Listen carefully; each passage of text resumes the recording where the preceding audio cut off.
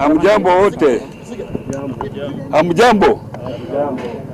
Yeah, I woke up this morning to my house in Karen, only to find a number of policemen there, and they were first detected by my children, who woke me up to tell me that there were policemen outside. They were milling around, so I decided to go out and invite them in. And they said that they had a warrant to search my house, and I told them that before you do that, I will invite my lawyer to be present. So my lawyer came, and they did the search. They took some documents, and they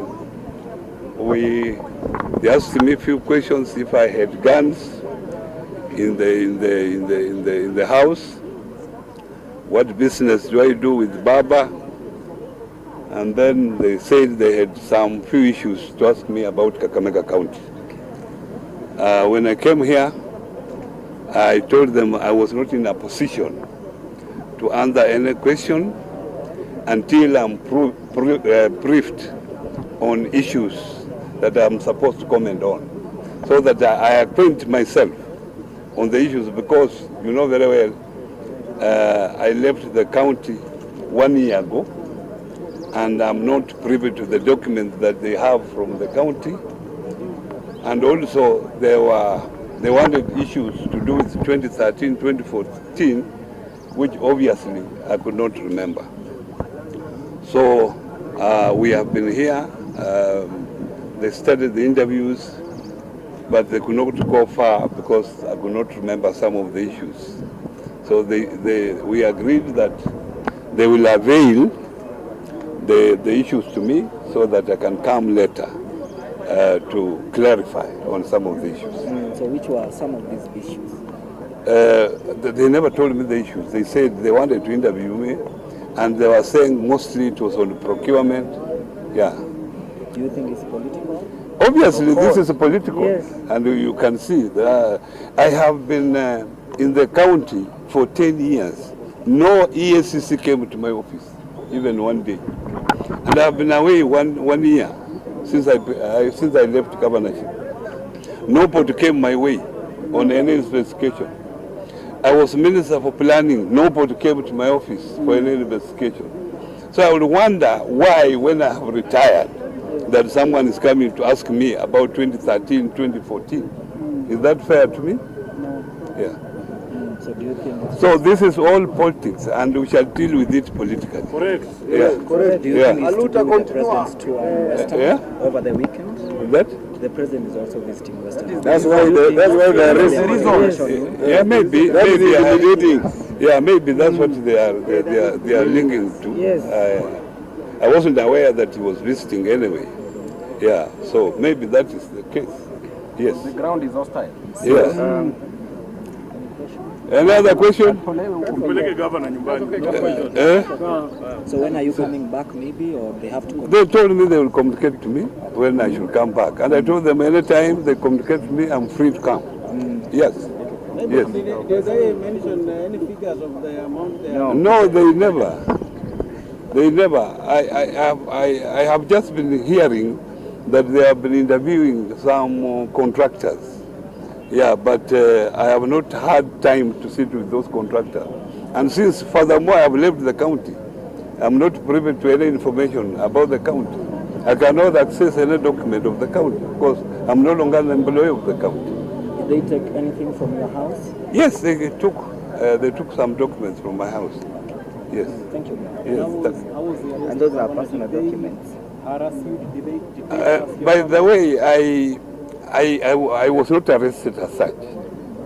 I volunteered myself to come here because I needed my phone.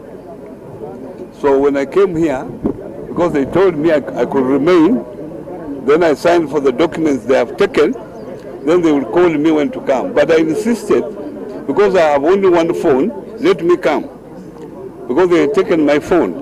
And when I came here, the boss who was supposed to approve approve the release of the phone was not there. So we had to wait for a longer time. In the process, they said, why can't we ask you a few questions? Then I said, I can't be asked impromptu questions. I must prepare myself, and I must know what I'm going to be asked, so that I respond effectively. You are very unprepared.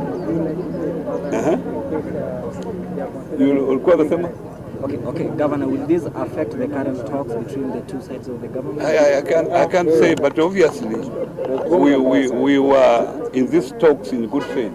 When this happens, and I'm one of the principals of all Azimio, you know, obviously it will affect the talks. Because even Baba was calling everybody out there. Yeah. Thank you. Yeah, Sawa sawa. Hata hawaongei nasi. Walinifungulia lakini sijamuona Oparanya, waliniweka tu hapa chini. Nilienda juu kwa ile ofisi wako ndani na wakili Nyaundi. Hawakufungua, hata nikibisha mlango na nguvu hawakufungua. Sasa tumechoka kumngojea. Wanatuma tu habari ati tungojee dakika mbili, tangu niingie ni masaa mawili. Hakuna kazi nafanya hapa, kwa hivyo mimi naenda bila kujua kama atafunguliwa au hafunguliwi. Hiyo tabia sio tabia ya watu ambao wanafuata sheria. Hiyo tabia ni tabia ya magaidi.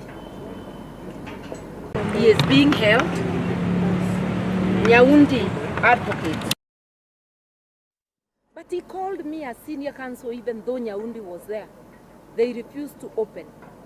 So it's like the investigators are choosing how many lawyers and which lawyer can be with Oparanya. So there are so many of us down there. He had called Dunstan. He has called Sifuna. Babu is there. This is Wandai out here and Kioni. So they keep on saying that you come down in 15 minutes. It is more than 2 hours since I entered there. And I have told them to say whether they are arresting him, whether he is going to be detained. Nobody can stop them if they wish to detain him, but let them not play cat and mouse game. So as I leave, I do not know what they want with him. But I know they have chosen which lawyer he can be with. I do not know what they are doing. To a man they took in the morning who has not eaten and who has been taken together with his family members. Even look at this, now you're addressing the media. Obviously. For the comments by my colleagues that this is it's amazing, to say the least, that at this time and age, with our new constitution that is celebrated all over the world, we still see people behaving this way. Of course, with Pastor Oginde, we thought that this place would be better. We didn't see Archbishop Wabukara allowing EACC to behave this way. So you can actually see a degeneration of our country going down the drain slowly. And one more thing that I want to say, we are engaged in the dialogue, national dialogue. How do you dialogue when people are being harassed behind your backs? Where is the good faith? What would motivate me to go to the table tomorrow? I don't think they have any reason to tell us that they really believe in the talks. I think what Gachagua is saying, anaongea kwa miamba wengi, na tunashukuru. Obviously, as you can see, we are locked out of the EACC premises, public premises, of course, and this is definitely against the law and the Constitution. These premises are financed by taxpayers from all walks of life. And it is a premises that need to be accessible to every Kenyan. Every Kenyan. And therefore, this conduct is unbecoming and is totally unacceptable. They are basically turning the country into a police state. They are taking the country back to the dark old days of dictatorship. If you arrest a Kenyan on whatever grounds, you must allow him to access his lawyers. You must allow him to access his friends. You must allow him to access his supporters, if he has any. You can't keep somebody incommunicado for even a minute, because the Constitution doesn't allow that. Doesn't allow that. And therefore, we take great exception to this decision by the EACC to barricade these premises and bar us from accessing the Honorable Wycliffe Ambassador Oparanya. As far as we are concerned, Oparanya is innocent until charged in a court of law with whatever offenses, tried and convicted. And even if he is convicted, he still has his rights under the Constitution to be accessed by his lawyers, by his friends, by his supporters. We are not going to leave this place until we establish the whereabouts of Wycliffe Oparanya. Thank you.